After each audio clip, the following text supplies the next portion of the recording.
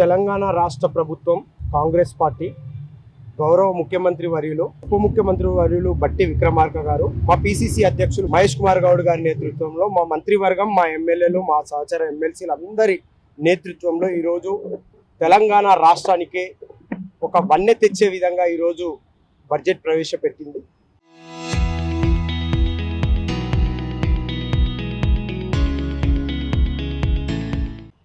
కేంద్రం మా మీద వివక్ష చూపుతున్నా కానీ కూడా సీఎం గారి అండదండలతోటి, మా మంత్రివర్గం అందరి అండదండలతోటి తెలంగాణలో ఉన్న రాష్ట్ర ప్రభుత్వం ప్రజాపాలన ఏర్పడిన తర్వాత ప్రజలలో తిరుగుతూ అనుక్షణం ప్రజల మధ్యలోనే ఉంటూ ప్రజల బాగోగులు చూసుకోవడానికి కార్మికులు, కర్షకులు, అదేవిధంగా మా 6 గ్యారంటీలలో మహిళలను గౌరవిస్తూ ఇవన్నీ గౌరవిస్తూ ఈరోజు తెలంగాణ రాష్ట్ర ప్రభుత్వం, కాంగ్రెస్ ప్రభుత్వం ఇంత చక్కటి బడ్జెట్ ప్రవేశపెట్టినందుకు తెలంగాణ కాంగ్రెస్ వాదిగా ఈరోజు మేమందరం కూడా హర్షిస్తూ ఉన్నాం.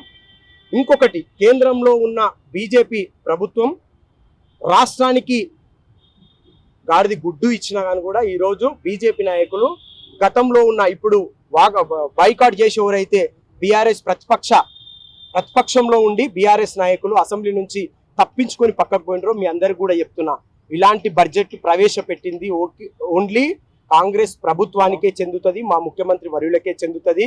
మీరేదో అడ్డగోలిగా కేంద్రంలో ఉన్న గవర్నమెంట్ అదేవిధంగా ప్రతిపక్షంలో ఉన్న మీరు తప్పించుకొని పోతే మా కాంగ్రెస్ మీద ప్రజల యొక్క ఆశీర్వాదం ఉంది, వాళ్ళ బాగోగులు చూసుకోవడానికి మా ప్రభుత్వం అండగా ఉంటుందని ఈ బడ్జెట్ ప్రతి ఒక్కరికి అందే విధంగా రైతులకు విద్యుత్తు, అదేవిధంగా నీళ్లు, నిధులు ఇవన్నిటి మీద ఆలోచన చేసి తీసుకున్న బడ్జెట్.